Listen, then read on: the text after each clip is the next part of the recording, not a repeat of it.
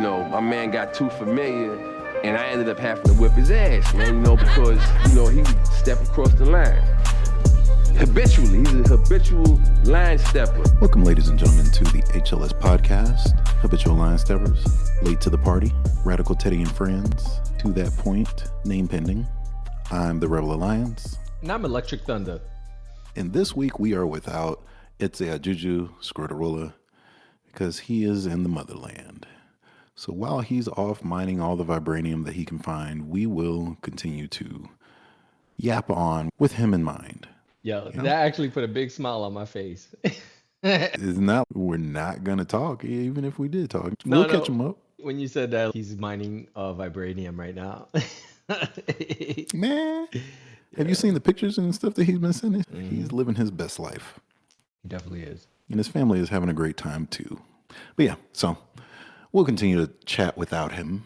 So excuse us if this week's episode is a lot less science focused.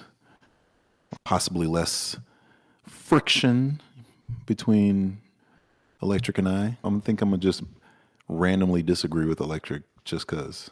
Just all chaos to get the full effect. So people don't only say, man, when Scrota's gone, everything just flows smoothly, or vice versa. Did things just flow smoothly when I wasn't here? Yeah, but he and I have been talking for how long ago was that? Over 20 years. Yeah, not surprised.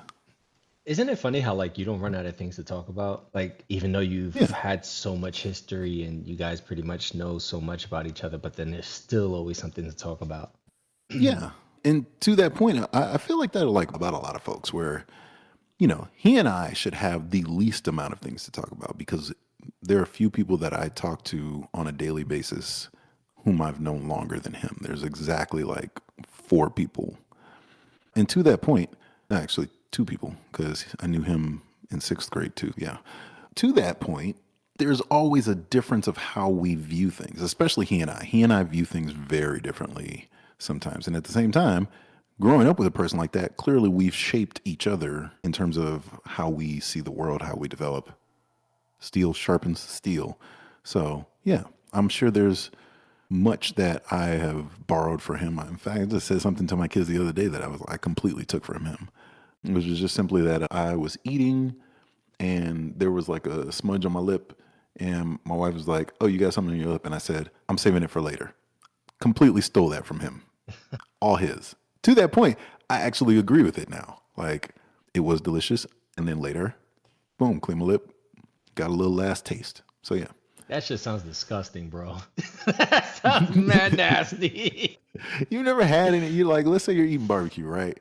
Are you licking your lips every single second? I'm gonna finish this rib, and then once I finish this rib, then I'm gonna lick my lips. No, yeah. So I'm pretty sure there are people that are listening to this right now that are very visual, and they're fucking imagining this, and they're just like, "Yo, that's fucking gross."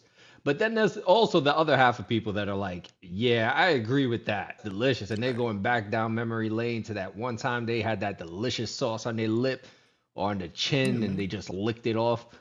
When you make your next million, you get some crab legs, and let's see what you do with the butter. Yeah. You tell me then. Clean your mouth every second. You'll be all right. Yeah, Let it marinate for a second. Enjoy that crab leg. As a kid, I used to love shellfish. Now, as an adult, not so much. I enjoy it still, but it's not like when I was a kid. Recently, someone offered me some crab, and I didn't eat it. I forgot where I was. I forget everything now. It's not old age. I got a little bump on the head that makes me forget things. That's made me forget I know. things. That's why I was like, oh. Yeah. But I remember somebody was offering me some shellfish, and I was just like, nah, I'm good. I tried to crack it open, and I forgot how to eat shellfish, and I was just like, nah, I'm good. And I didn't even want it anymore after that. Yeah, that would be my first thought is oh, this is too much work. Yeah. Because I have that where there are things that I like to eat, but at the same time, I don't like to make it work. So if I go to a Mexican restaurant and they have, what was that? There was the frijoles or something where it wasn't frijoles. It starts with an F. I'm completely blanking on this word. Huh? What is yes, that? Fajitas. And they had the little torta that you have to the little small tortilla that you got to make. You got to build your own little, So, yo, I wish this was already pre-made. I just want to nom nom nom nom nom. I don't I want to don't like enjoy that. construct. You know what else I Yeah. don't enjoy? And I know some people do enjoy it. The what is that? The Korean barbecue where you gotta cook your own food. Oh, I do not enjoy that shit Yes. either. I'm like, yo, I came to a restaurant. Like, I don't like cooking at Right? home. Why am I gonna cook here? Like, yeah, This is no, the antithesis. I gotta pay you to cook the food. I'm crazy. paying you for me to cook the food in your presence. Like this is the antithesis of going out. Yeah, exactly. Even though it's delicious, incredibly delicious. But yeah, So I'll that's just be real slick about it and just go with a group of people and just let the other people do all the cooking and I'll just grab what I need. I'm like, I do not cook. I do not. Well, so nom, nom, nom. I just cook now and I haven't cooked in a while. So the supermarket right by us, it has salmon and asparagus in there. And then it had, I don't know what sauce this was, but the sauce was banging. Anyway, it came in a little pack together. So I was like, yeah, I could cook this. It'll take like less than 10 minutes. I just cooked that shit right now. I was so happy. So right now I am satiated. I am not grumpy because I do get hangry if I don't eat. So I feel good right now. Nice. But to your point, that was more work than going out to a restaurant. But it was good. I do appreciate that sense of accomplishment when it's, oh yeah, I made this food. Makes me feel like an adult. So Yeah. but still, like easy num nums. Anyway, so squirt is gone. I want to use this time to go over little things that we might have touched on before, and then kind of like a throwback. We should have that. We should have a throwback episode where, I keep saying this, but we keep not doing it. And part of the reason I keep not doing it is because my own tangents get in the way. But I mentioned this before, and then I'm going to bring it back, which I guess is meta in the sense that I'm talking about the thing that I mentioned doing before, and now I'm actually doing it. So anyway, one of the things that happened before was we mentioned going to see Sinners. And in the masculinity episode, we mentioned things that are manly and whatnot, but I also mentioned, yo, I shed a tear at this movie. And one of the things that made me shed a tear was the fact that Buddy Guy was getting his shine in this movie. Like, people don't know that the actor who is one of the actors in the movie is a famous blues artist. And so it's, people are going to know who this guy is now and go look him up and notice all this blues history and maybe get into the blues and learn all these things about him. Like, one of the things that's most interesting about this guy is he's one of Jimi Hendrix's biggest influences. And I was just watching a YouTube video and they were like, Jimi Hendrix was the greatest influence on rock and roll guitar. And you might listen to him now and be like, I don't get it. Why? But you have to understand, in the context, everything that you hear now is commonplace. He started a lot of that.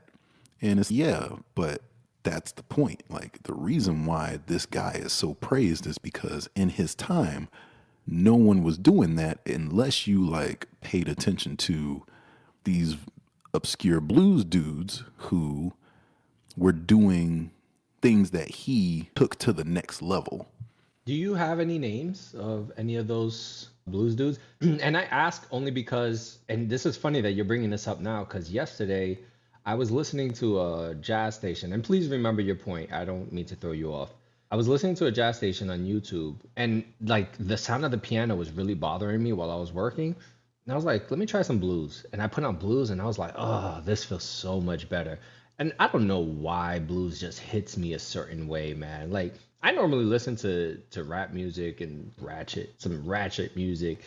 And man, when I put on blues, man, I feel like I step into a different zone, man. But can you tell us some artists? Yeah, start with the basics though. Your B.B. King, depending on how far back you want to go. Like, if you see Sinners and you want to understand what that sound was back then, do your Robert Johnson, Muddy Waters, Albert King, John Lee Hooker, and Howlin' Wolf. I'm pulling up a list of, because I know I'm going to forget somebody, and then I'm going to be like, oh man, I can't believe I didn't say this person. But there's so many people, like Willie Dixon. Oh yeah. Elmore James. Yep. Big Mama Thornton, who's in some circles credited with starting rock and roll. Yeah. And once you really listen to these folks, you'll hear, oh yeah, there's not a big jump from what they were doing to what the Beatles were doing, Rolling Stone were doing, especially, oh man, you listen to the early Rolling Stones or Cream, like Eric Clapton's old group, same thing. You listen to what they were doing, it's, y'all are playing the blues. And then it just evolves into rock as you start to copy like what Chuck Berry is doing or what Big Mama Thornton's doing, what Little Richard is doing. Like you hear all of these influences, and it's not this thing where it's, oh, how did this major genre of American music start? It's no, that's obviously what you were doing right there. It's as far removed as, and strangely parallel, as Robin Thicke's Blurred Lines is to Marvin Gaye's Gotta Give It Up. If you hear Marvin Gaye's song and then you hear Robin Thicke's song, oh yeah, that's clearly that part. Oh, I wish we could play samples of them right now. You will. We'll get a copyright strike. Go listen to Marvin Gaye's Gotta Give It Up. And then after the first chorus, then go listen to Blurred Lines by Robin Thicke. And that turnaround is just the loop of the whole song that Robin Thicke did. That one, there's like a short turnaround that they were just like, yeah, we're just going to loop this whole part for a whole song. And that's what happens.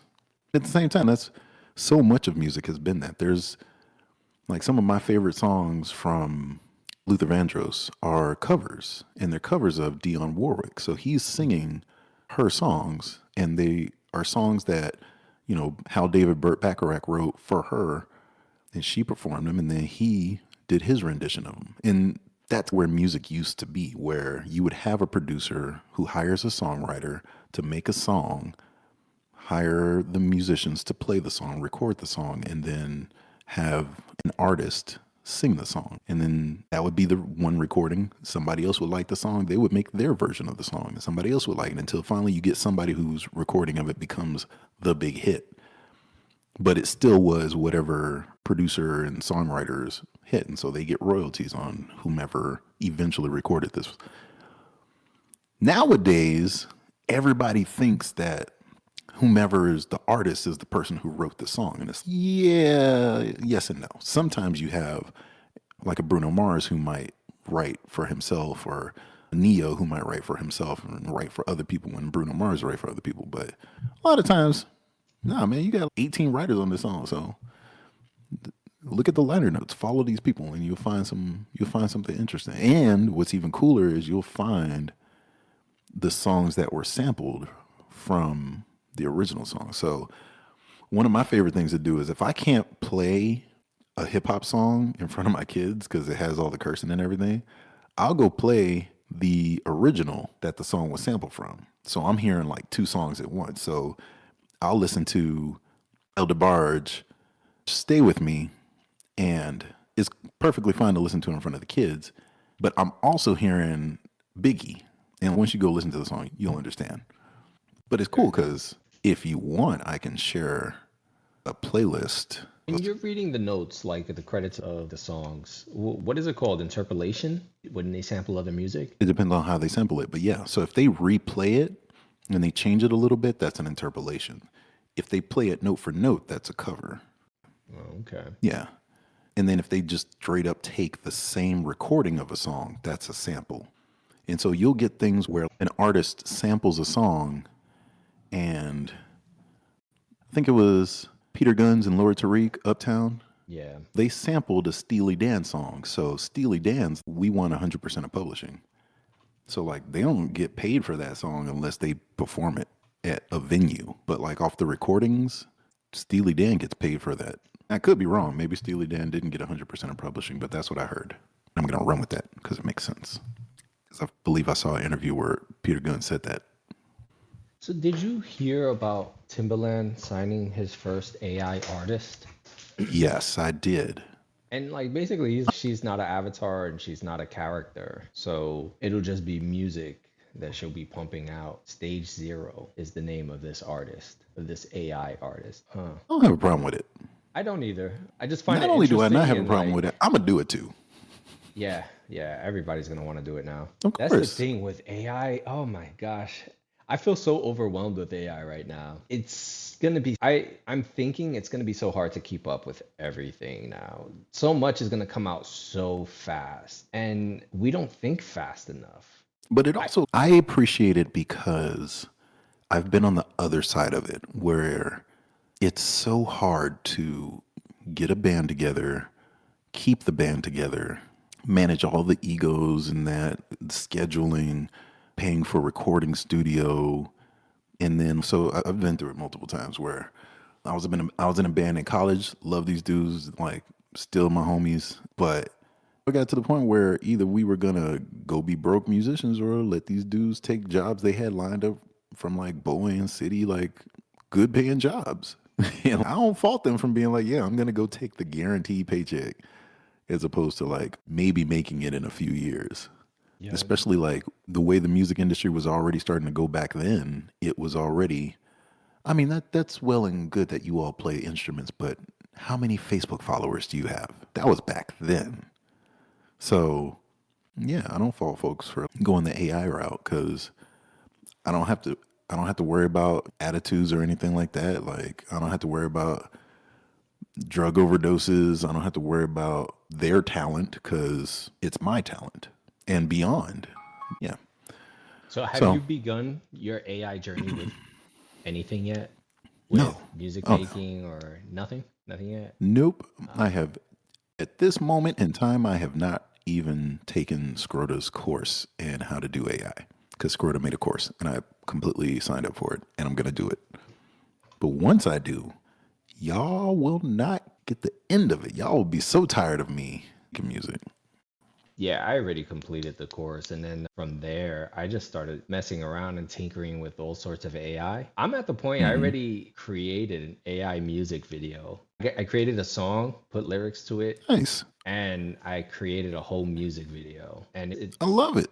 I was singing it. I guess I listened to it so much that it's now like totally catchy to me. And I'm like, oh man. And yeah, I already posted it on YouTube, but I have to do all the That's the copyright stuff secret. first before I put it Yes, you out do. public. You yes. And You already published it yeah, but there's informally other by things you putting got it to on do. So if YouTube. anybody doesn't Yeah. know, just so other artists don't steal your music, you sign up with certain companies that actually track and block other Mm. users that'll like try to swipe your music, and they'll collect your money for you too. Yep.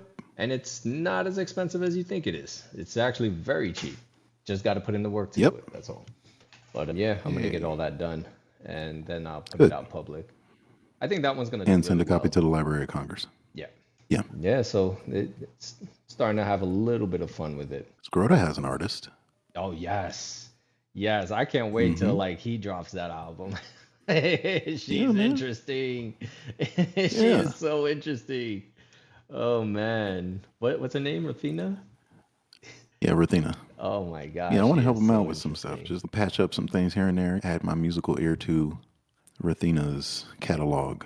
I'm telling you, man, I look forward to doing this. I'm gonna go so far down a rabbit hole. But that's the fun of it. It's like Prince, where Prince could play everything that came to his mind and would release it all.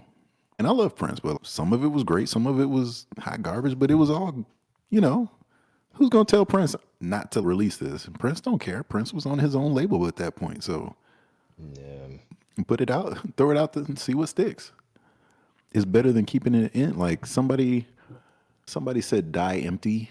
Like when you're a creative, there's no point in like holding it in and going to the grave with this creativity inside you. Die empty. Audience, find out who said that in the comments. But I completely agree. If I died today, I'd Like, die so full. Oh my God. I have right? so much that I have not gotten out. And why do you think artists do that? I know why I do it, but why do you think other artists do it? Like they'll have so many ideas, but they don't put it out. It's personal.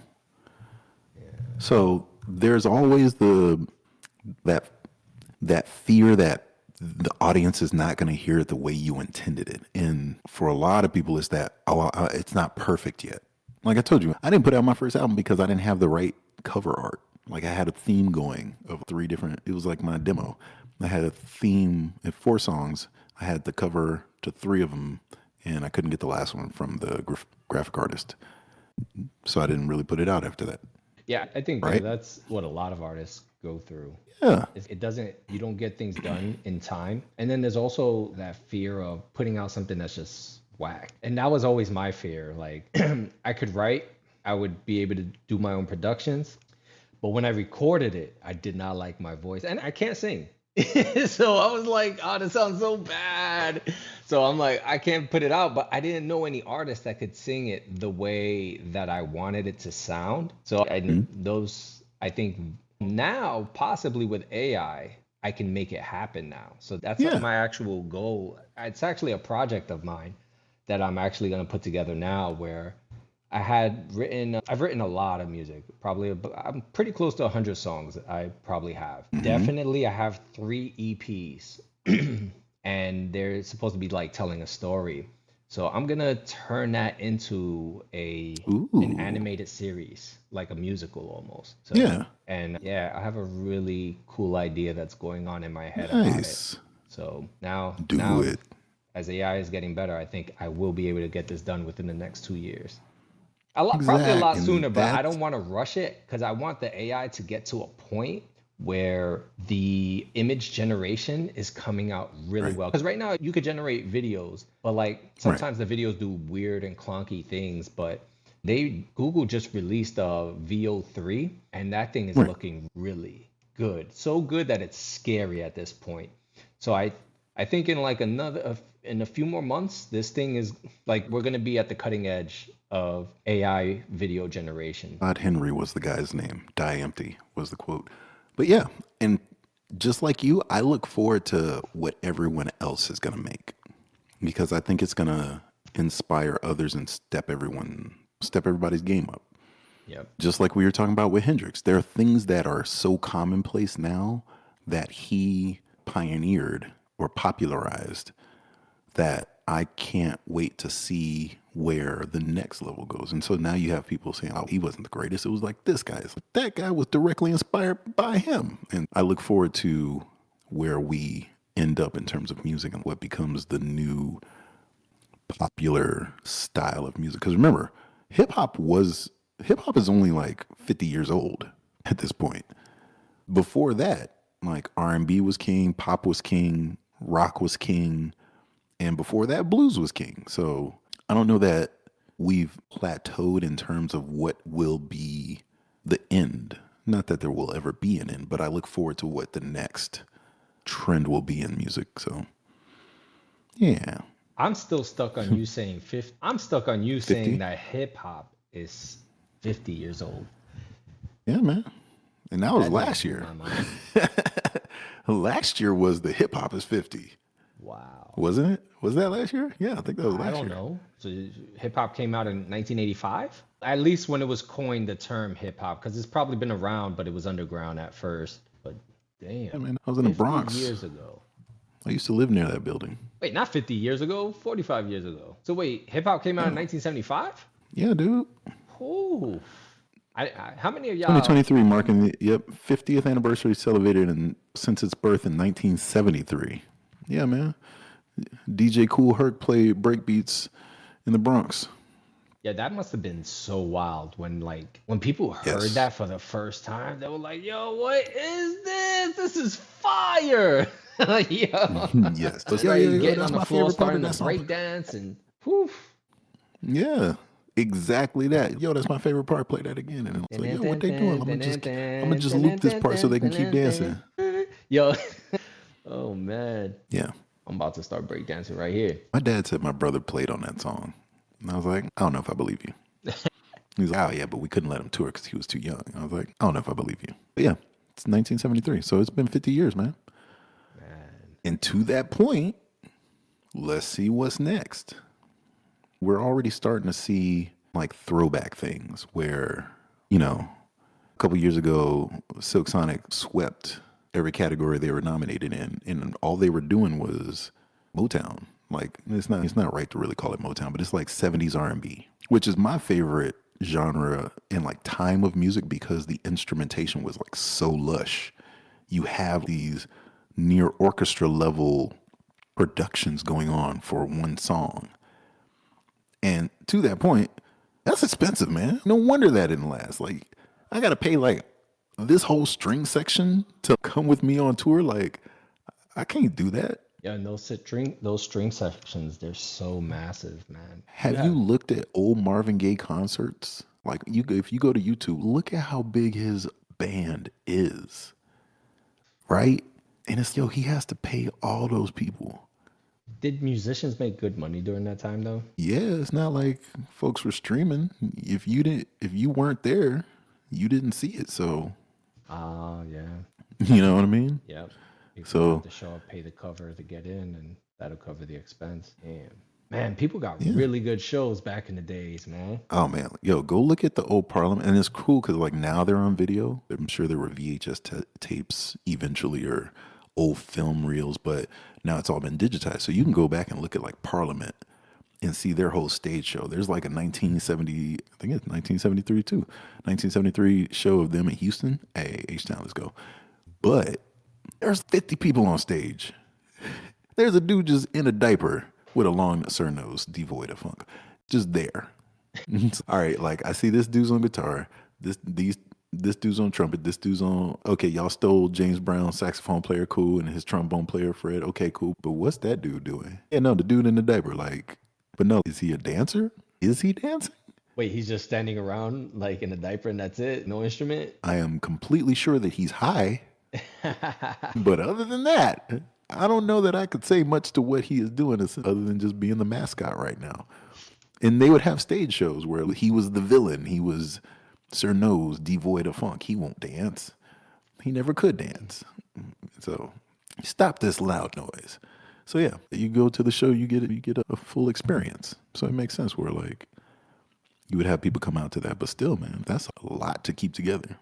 To the point where, yeah, James Brown had a massive band. He would be finding dudes. He would just hold up his hand and flash his fingers like that. And that's saying, yo, I'm docking your pay. I'm docking your pay again. If you messed up in his eyes or not. And so now you got these cats that are like, yo, we love James, but yo, we hate James too. Dang, he's docking my pay. I'm going to go play with this other band. So that's how you get Bootsy, Fred Wesley, Maceo all going to Parliament.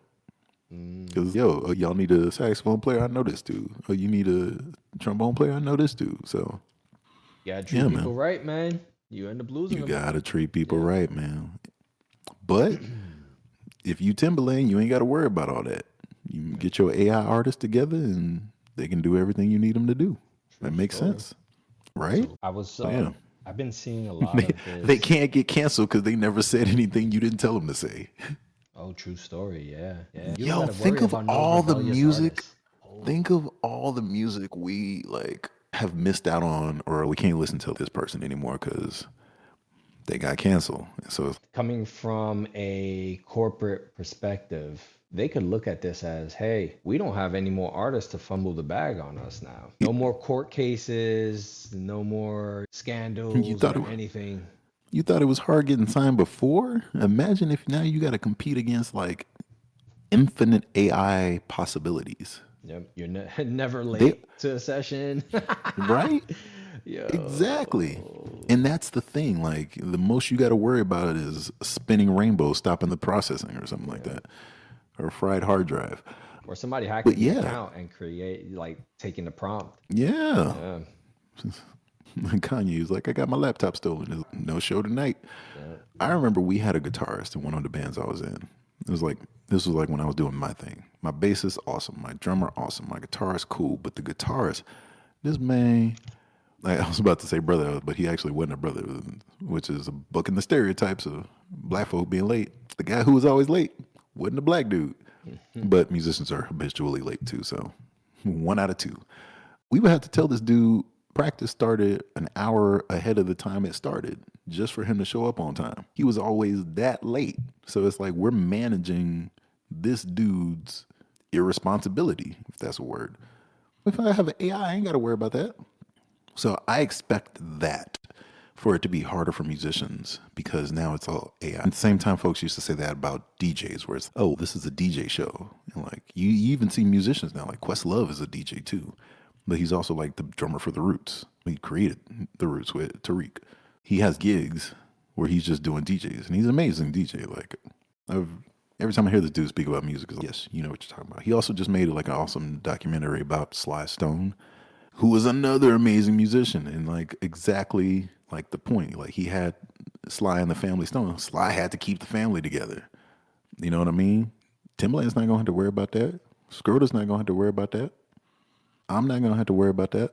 So there's so much that will be lost in the sense of that's by going the AI route, that's less gigs for a number of musicians, the same way like hiring a DJ for a wedding as opposed to hiring a band is less people getting paid.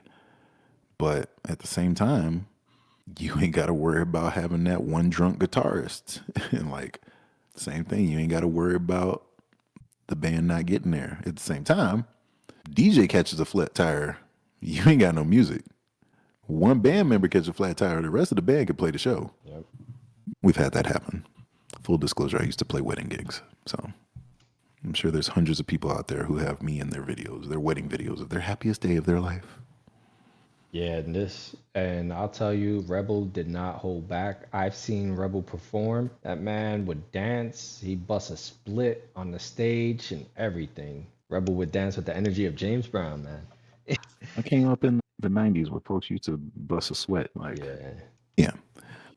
I feel like the 90s had the most athletic dance moves since the era of the Lindy Hop. And if you don't know what the Lindy Hop is, go YouTube, look up the Lindy Hop, or look up the Nicholas Brothers and Cab Calloway, and you'll see what I'm talking about.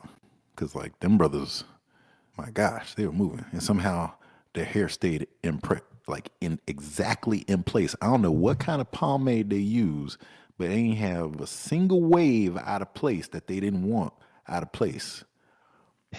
Yeah, man. In the 90s, we were doing all kinds of Running Man. Like, we had a dance called the Running Man. Think about that. Or that's true. Busting sweats everywhere. Oh my gosh, just so much energy. I think the running dance is like the only technical dance I know how to do. Probably know it. You just don't know the name for them. But yeah, man, like, golly. Everything. I feel like the dance is now much easier. Folks realize, wait a minute, I don't have to do all that movement. Look at the TikTok videos. Like half these videos, that's not hard. Why am I supposed to be impressed that you did this like small bit of choreography?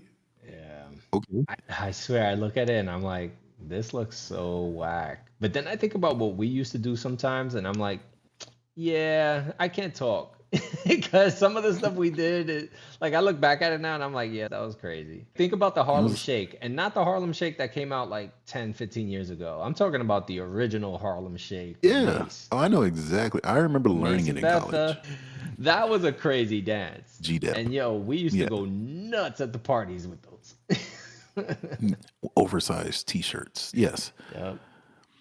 And my white tee. But yeah, I remember that. And to that point, like I feel like again, everything we were doing was so much more athletic or involved of a dance. Like took so much more energy than what they have now.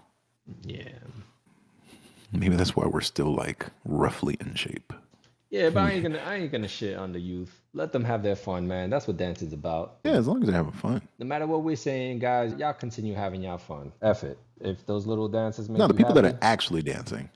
No. Some of these TikTok videos where they're just doing Lil Ham, no, that don't count. Skip your patty cake. Yo. And I have it in my head. One just keeps replaying, like where they wind their arms like almost like a clock on both sides, and then they like stop. And I just keep seeing that one in my head, and I'm just like, I hate that dance, but they're happy and they're having fun doing it. One thing I notice about this generation is that these kids, like, they seem a lot happier than we were growing up. And that's something I like seeing, honestly. Yes. At the same time, there's still social media. Yeah. And so it could all be a facade. There's people comparing themselves to other people. And so you have the body dysmorphia, like the envy, blah, blah, blah. We just had it from like music videos, but that didn't make me feel bad because I was like, he became this artist. And so he worked for that. Yeah. That makes sense. As opposed to just like, oh, here's Chad. Chad has immense wealth for no reason, or Chad has immense wealth from doing the little patty cake YouTube video or TikTok videos. Like, now I feel bad. Like, I could have did that. You know what I mean? Yeah. I wouldn't feel bad, but at the same time, I try not to compare myself to those folks and whatnot. But It's got to be hard as a teenager, though. Like your mind is so yeah, impressionable, it's still developing, and then you seeing all these people just getting ridiculously famous and making a ridiculous amount of money, and then the pressure from these people saying that they won't date these people unless they make a certain amount of figures and all of this stuff. And like these kids, they in their heads, they're probably like, fuck, what am I gonna do? We think of it grew like, up thinking, what are we gonna do? And we didn't even have those kind of social pressures. We had other social pressures, but the new social pressure, I don't know, man. I worry for these kids sometimes. I think about my son, my niece, my nephew, and other kids that are in my life, like your kids and my friends' kids. And I'm oh, like, thank you. man, how is the world gonna really impact these kids now? Yeah. I At the think I same might just time, sit in my head with nothing but doom and gloom about the future, man. nah, because I also see like the bar lowering. Imagine if you were watching the Olympics Yeah, and you started to see, okay, here the Olympic record is, take Usain Bolt. Usain Bolt set the world record, right? yeah, And since him, no one has broken his record. But imagine if not only did no one break his record, but each Olympics, the winning time was bigger and bigger, as in people are slowing down. So, like, sometimes when I see this person blew up on TikTok or whatever for whatever they blew up doing, and it's like, that wasn't hard. It'd be like watching, like, imagine Simone Biles do amazing acrobats, gymnastics, and then here comes somebody else like 20, 30 years later, and they do like a couple cartwheels and they get a gold medal. And it's, but yo, I see that in music. Back in the day, you had to be fine, be able to act, be able to tap dance, be able to sing, and then maybe you might be the extra in a movie. You know what I mean? yeah. Them people had 18 talents. Like folks talk about triple threat, they were quintuple threats back in the day. Yep. And then it devolved to a point where, oh, this person's like kind of cute. They can hold a note, which you put that auto tune on it, and then they became famous. But it's not like they were amazing. It's not like they had Whitney Houston vocals and that. And then same thing. And on top of that, folks that do have Jennifer Hudson got voted off 8th on American Idol or whatever it was, and it was like, yo, but she clearly is the most amazing vocalist of this cast right here. And she was in the same year that I think Fantasia Barrino was in. Granted, you could say that that was just producing TV drama, keep folks watching, but still, she has not had the career, again, there's various factors, that you would expect based on her vocal talent, even though she's had an amazing career still. But, yo, there's some other folks. She should be what out do we selling. have now? I stopped paying attention to some of the folks, man, Yeah, because the vocals weren't there. So it's like, why am I impressed by this person talking on key? And not even like rapping on key. Like Nelly raps on key. yeah. You know what I'm saying? Like, is hot in here is essentially he's singing. I used to have to cover his song at wedding. He's singing. Yep. You know what I mean? Did you hear But the cover nowadays that we don't even got that. Childish Gambino did on it, where he sang out "It's Of Getting Hot in Here" like a no, I country didn't. style? And then Awesome. a little while ago, shortly after I saw that video, I did hear on the radio a country dude. Shabuzi. I don't know who it was, but I heard a country Shabuzi. dude singing it out. That's who it is. Yeah, Shabuzi. Okay, I found it. His is tipsy. The No, it's getting hot. I know what you're talking about. Yeah, everybody in the yeah, club getting tipsy. Yeah. No, yeah, no, wait. Now am I confusing things? I might be a little confusing bit, but things. it's Don't okay. pay me no never mind, y'all. It's okay. I was with you because yes, the dots you're connecting though are still like congruent, so it Okay. works. Yeah, the fact that that happened is still flows the same logic of what we were talking about. But yeah, like feel for the musicians because with so many of these musicians, and I even teach my kids like, yo, you might see this person on TV, but the people that are playing behind them are amazing musicians. Like that dude over there, I've seen that dude play. That's an amazing musician right there. And like part of my when I was growing up, I used to love going to church Not so much for the sermon, Lord forgive me, but for the musicians, man, because church had the most amazing musicians. And it still does. Like, to this day, most of the top tier cats are like former church musicians. And even your jazz cat, like Robert Glasper, amazing jazz pianist, but also he played in church, I believe. Why is to my knowledge. that so many great musicians like came out of church? Because I've heard that so many times. Like so many great musicians were once played in church. Like we never hear great rappers come out of church or great. I just realized how ridiculous what I just. Actually, we have DMX. DMX used to preach a lot. Yeah. He would even pray at his concerts. Yo, did you see that story that Jay-Z was like, he would come out and he wouldn't even, all the lights would be down and it'd just be like, grrr, and the crowd would go crazy. And he'd do his half the set and then he'd take his shirt off halfway through and now the women are going crazy where the men were going crazy before. And then at the end he'd pray and now everybody's crying. And it's okay, Jay-Z, now you go. And he's, I got 50 more days of this. I did see that clip. That that must But feel to your horrible point, to yeah. go after someone that just put on made a 'em. performance like that. Like you have to put your mind state on such a level to go on after that person. So that way you're totally unfazed in your performance. Yeah, he said it made him step his show up. Oof. Steel But sharper that's than steel, the man. point. And my fear is with AI, we're not going to be sharpening. Like, I will say the one aspect of autotune is that I think it made everybody's ears possibly sharper because they're hearing like computer accurate notes. The only problem is a lot of the cats that use autotune can't sing. So everything around that is usually high garbage. But I would hope that the average listener now can hear when somebody's flat as opposed to when they're not. Like I heard, I'm not going to say any names, but I heard a very popular song right now. My kids are singing the song. It's a very popular song. But the very first time I heard it, I was like, yo, she's flat. And it's not even like hitting like the artist whose song it is on the big note of the song. It's not even the big note, but it's like a very big sustained note of the song. It's like, oh, she's flat. How did they miss this? But it's one of those things that in the context of the rest of the song, they fixed it for her, which is something you could do. Whereas, oh, you played the wrong note, but I'm going to play the right notes around it and give your note context that now it sounds okay. And so now if you play it back, you know these other notes are coming, so it sounds okay. So the first time you hear it is probably the only time that you're going to be like, oh, she's off. Because now that you know the song, you know the context around it. It's kind of like the Bum, bum. the first time you hear it, you don't know that they're supposed to be bump bump, so it doesn't bother you. But after that, you can't not hear the, it's shave and a haircut, 2 bits. Once you know it, you can't hear it without hearing the dum dum to end it. It's an old jingle. It's like the bye men, and it was one of those. It was an old jingle.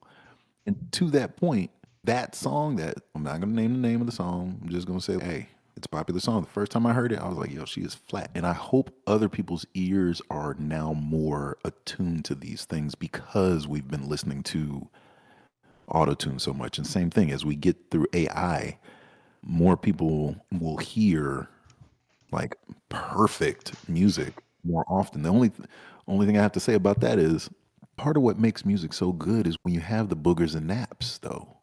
You know what just popped in my mind right now? I can just picture you licking food off your chin while you on stage. That sounds mad nasty. I wonder how long it'll have to be there before you say, nah, fuck that. I'm not eating that. Nah, fuck that. You know what?